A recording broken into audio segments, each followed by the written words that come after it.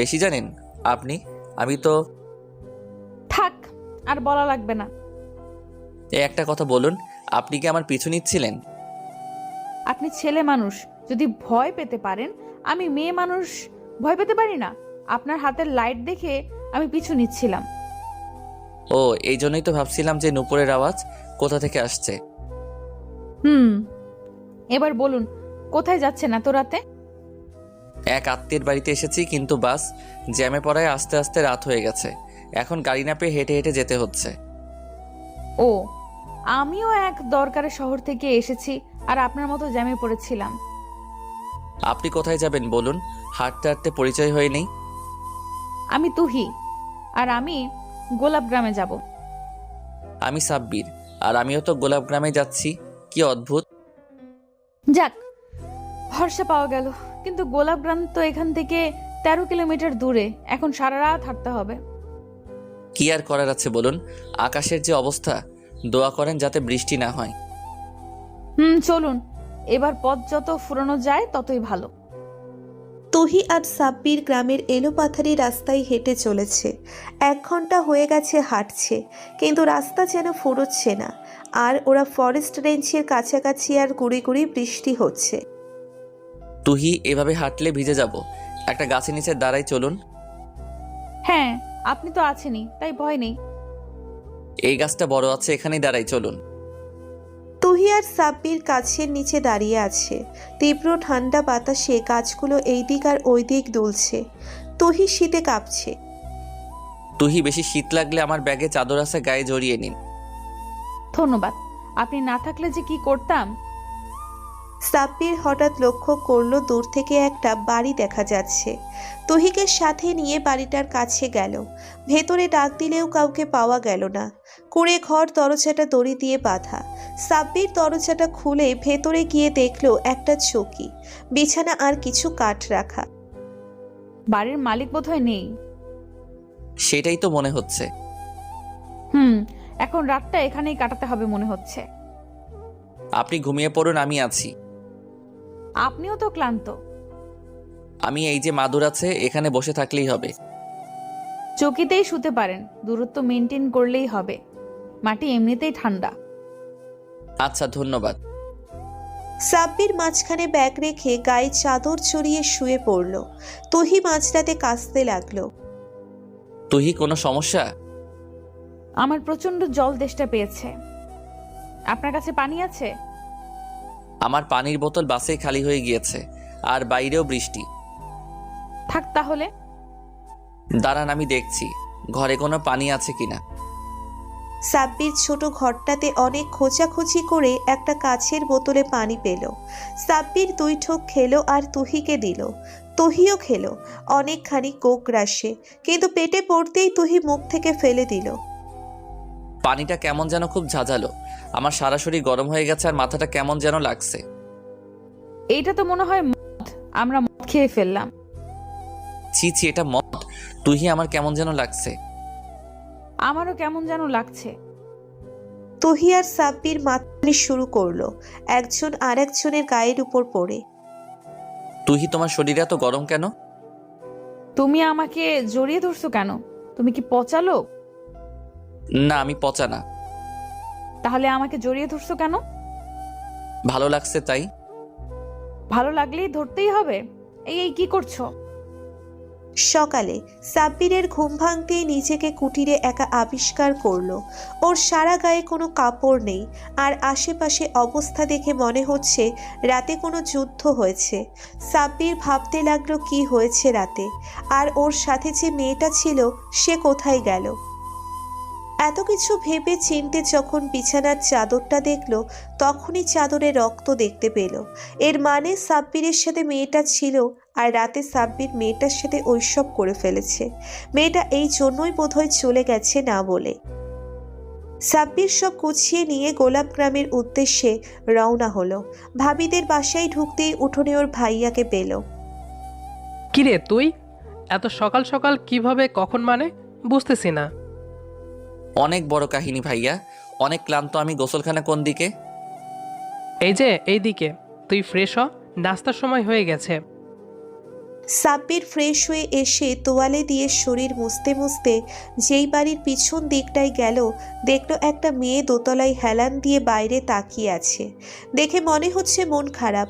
মেয়েটাকে দেখে সাব্বিরের তুহির কথা মনে পড়ল। সাব্বিরের আক্ষেপ হচ্ছে মেয়েটা চলে গেল কেন।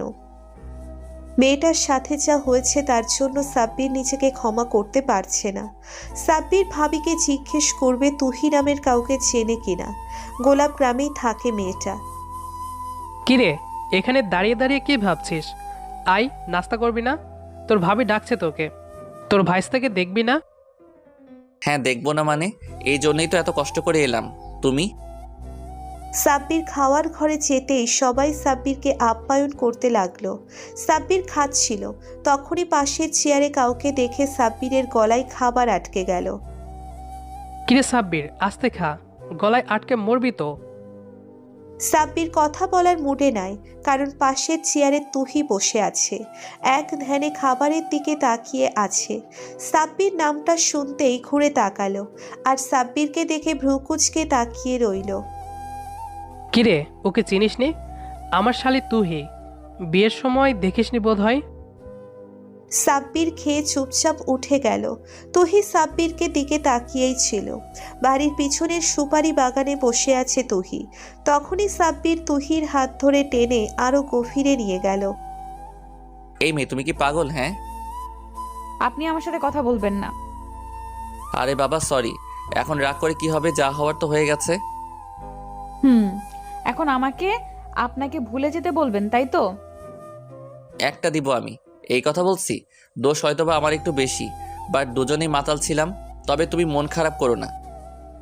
আমি রাতে অনেক মানা করছি, বাট আপনি শুনেছিলেন। সরি তো বাবা, আমি ভাইয়ার সাথে কথা বলে আমাদের ব্যাপারটা মিটমাট করছি। তুমি টেনশন নিও না, আমি অতটা খারাপ ছেলে না। নিজের ভুল শুধরে নেওয়াটা জানি। এইগুলো এখন বলে কোনো লাভ নেই, শুধু ঝামেলা হবে। এটা একটা দুর্ঘটনা ভেবে ভুলে যাব। হয়তো আমার ভাগ্যে এটাই ছিল। পাগল তুমি? একটা মেয়ের সবচেয়ে মূল্যবান সম্পদ তার ইজ্জত, আর আমি যেহেতু সেটা নিয়েছি তাই তোমার দায়িত্বটাই আমার। ওকে? তুহি ঠোঁট ফুলিয়ে কান্না করতে লাগলো। সাব্বির তুহিকে বুকে টেনে নিল। সন্ধ্যা হয়ে গেছে এখন। সাব্বির ভাবির সাথে বসে আছে নিজের ভাইয়ের ছেলেকে কোলে নিয়ে। বলেন দেবরজি, কি বলার জন্য এসেছেন? ভাবি, তুমিও আছো? চেহারা দেখেই বুঝে ফেলো। আমার একটা মাত্র দেবর, আমি বুঝবো না তো কে বুঝবে? আমার দেবরের গার্লফ্রেন্ড আছে নাকি? ভাবি, একটা কথা বলবো, যদি কিছু মনে না করো। ভেবে নাও, তোমার কাছে কিছু চাইবো। কি এমন ব্যাপার দেবরজি? ঠিক আছে তুমি, কোনো সিরিয়াস ব্যাপার না তো?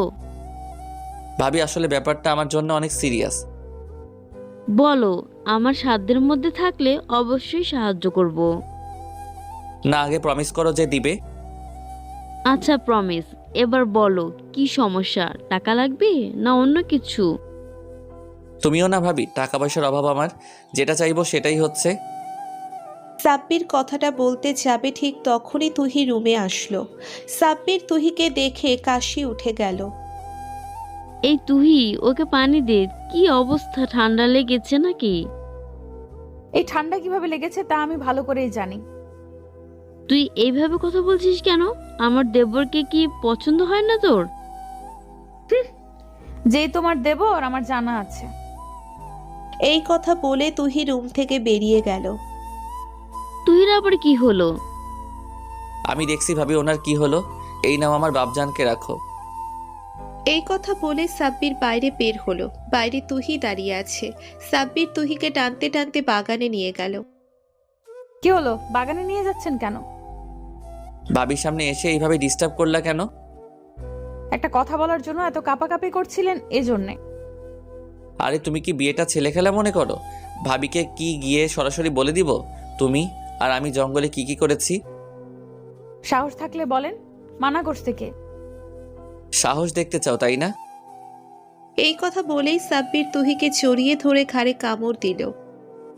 ছাড়েন, কেউ দেখে ফেললে সমস্যা হবে। যা হওয়ার হবে।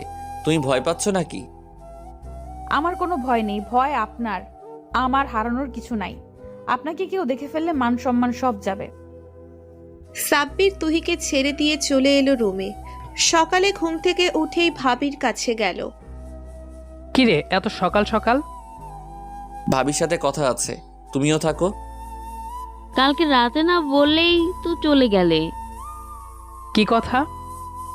ভাবি, আমার তোমার বোন তুহিকে অনেক পছন্দ হয়েছে। এখন তুমি কি করবে আমি জানি না। আমার তুহিকে চাই, না হলে এই জীবন গোলাপ গ্রামের নদীতে বিসর্জন দিব। কথাটি বলেই সাব্বির চোখ বন্ধ করে ফেলল। চোখ খুলে দেখলো ভাইয়া ভাবি হাসছে। এটা বলতে এত আমতা করছিলে? তোর পছন্দ আছে, আমার শালিটাকেই পছন্দ হলো অবশেষে। তোমরা রাগ করনি? রাগ করার কি আছে?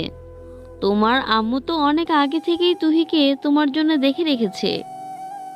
আম্মু তুহির কথাই বলেছিল। কিন্তু তুই কি বলিস আবার? তাই আর বলিনি। আমি আম্মুকে ফোন দিয়ে জানাচ্ছি। ওয়েট, আম্মু জানলে আজকেই বিয়ে পড়িয়ে দিবে। সবাই জানাজানি হলে তুহির সাথে সাব্বিরের গ্রামীণভাবে বিয়ে দেওয়া হয়। এখন বাসর রাতে। এখন মনে পড়ছে। মনে পড়ছে। এবার একটু আদর করতে দাও প্লিজ, এখন তো লাইসেন্সও আছে। আদর করাটাই বোঝো? কেন, তুমি কি চাও না আমি তোমাকে আদর করি? আমি চাইলেই আর না চাইলেই কি কারোর কিছু আসে যায়? তাহলে এবার একটু আদর করতে দাও। এই তোমার ঠোঁটে তো নরম, আগে জানতাম না তো। আরো অনেক কিছুই নরম, খুঁজে দেখো পেয়ে যাবা।